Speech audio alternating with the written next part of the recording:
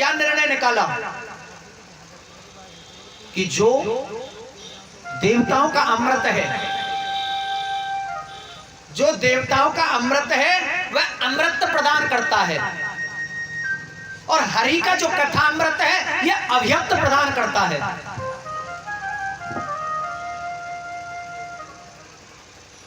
देवताओं का अमृत दीर्घजीवी बनाता है, दीर्घजीवी, और हरि कथा अमृत दिव्य जीवी बनाता है। बोलो जय श्री राम। हरि कथा अमृत दिव्य जीवी बनाता है। देवताओं का अमृत कब प्राप्त होता है? जब आप इस धरातल पर नाना प्रकार के पुण्य कर्म करते हो, जब आपके खूब पुण्य एक जगह एकत्रित हो जाएंगे, जब आप देह त्याग करके स्वर्ग लोक में जाओगे, तब वहां जाकर के तुम्हें ये अमृत प्रदान होगा। परंतु हरि कथा अमृत ये तो सार्वभौम है, कहीं भी कोई भी किसी भी स्थिति में कभी भी पी सकता है। बोलो जय श्री राधे।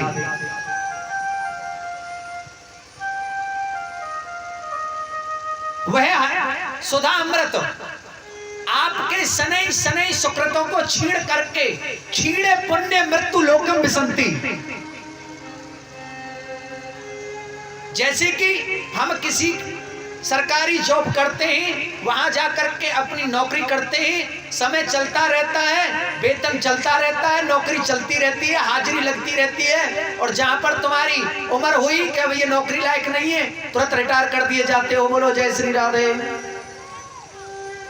ऐसे ही देवताओं का अमृत है, जब तक तुम्हारे पुण्य है, तुम्हारी कमाई है, तुम्हारी पूंजी है, तब तक वह अमृत तुम्हें स्वर्ग में रखेगा, और जहां तुम्हारा पुण्य क्षीण हुआ, खत्म हुआ, मृत्यु लोकम विशंति, मृत्यु लोक में पहुंचा दिए जाओ। पुनरपि जन्मम पुनरपि मरणम पुनरपि जननी जठरे सैनम। फिर लग जाओ इस 84 के चक्कर में, बार बार जन्म लेना, बार बार मरना। और ये हरिया कथामृत कल्मषापहम,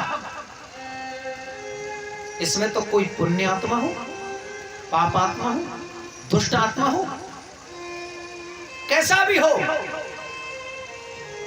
बस इसे आकर के पान कर ले। बोलो जय श्री राधे।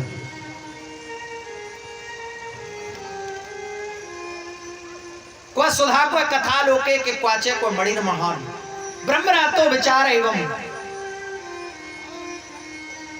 ये कथा कथा, इसके बराबर कथा अमृत के बराबर सुधा अमृत कहां है?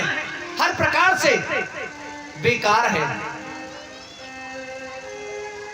तो सुखदेव जी ने कहा, अरे वो ठगिया हो, मैं जानता हूं तुम यहां किस लिए आए हो। देवता कभी घाटे का सौदा नहीं करते। बोलो जय श्री राधे। और यदि कोई व्यक्ति तुम्हारी अधिक प्रशंसा करे ना, प्रशंसा दो प्रकार की होती है, एक कपट भरी प्रशंसा और एक निस्वार्थ प्रशंसा। निष्कपट, कोई कपट नहीं है, कोई आपसे स्वार्थ नहीं है, इसलिए आपकी प्रशंसा कर रहे हैं। और एक जो कपट रूपी प्रशंसा कर रहा है, तो समझ लो इसके दिल में कोई ना कोई खेद है, ये कुछ ना कुछ हमसे चाहता है। बोलो जय श्री राधे। तो यहां देवताओं ने जब प्रशंसा की, तो यहां पर सुखदेव जी समझ गए। तो सुखदेव जी ने कह दिया कि ये कथा अमृत तुमको प्राप्त नहीं होगा। देवताओं ने पूछा क्यों?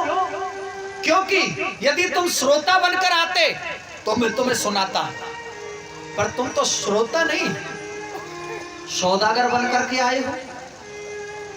सौदागर ही नहीं, महाठग, ठगिया बनकर के आए हो, इसलिए तुम्हें यह कथा अमृत नहीं मिलेगा।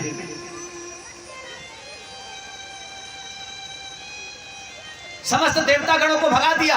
देवता चले गए ब्रह्मा जी के पास। ब्रह्मा जी से जाकर के पूछा, ब्रह्मदेव आप हमें बताइए कि हम देवता होकर भी हरि कथा अमृत से वंचित और मानवों को इसका अधिकार प्राप्त हो गया। ये मनुष्य जो शरीर हमको मिला है कितना सुगम मिला है, इस कथा से ये हमको मिलता है। देवताओं को हरि का कथा अमृत पान नहीं प्राप्त हुआ, श्रीमद् भागवत श्रवण करने को लिए देवताओं को नहीं मिली, पर हम सबको मिलती है, मानवों को।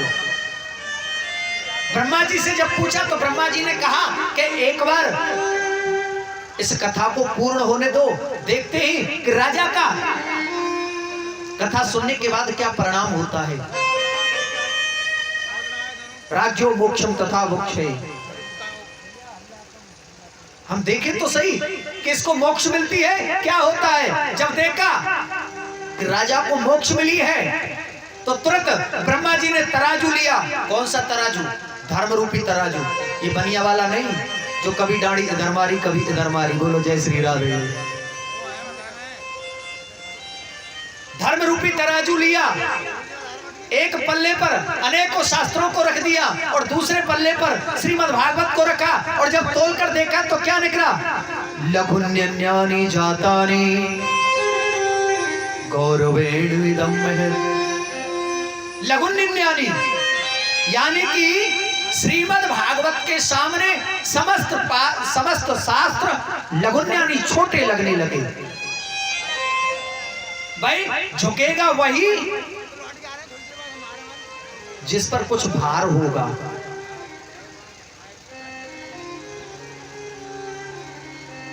तो श्रीमद् भागवत वाला जो पढ़ला था वो नीचे की तरफ झुक गया और अनेकों शास्त्रों का पढ़ला ऊपर उठ गया।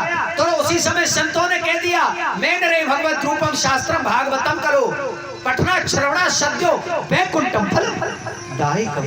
बोलो जय श्री राधे। संतों ने अपनी दिव्य वाणी में कह दिया कि यदि प्रभु प्राप्त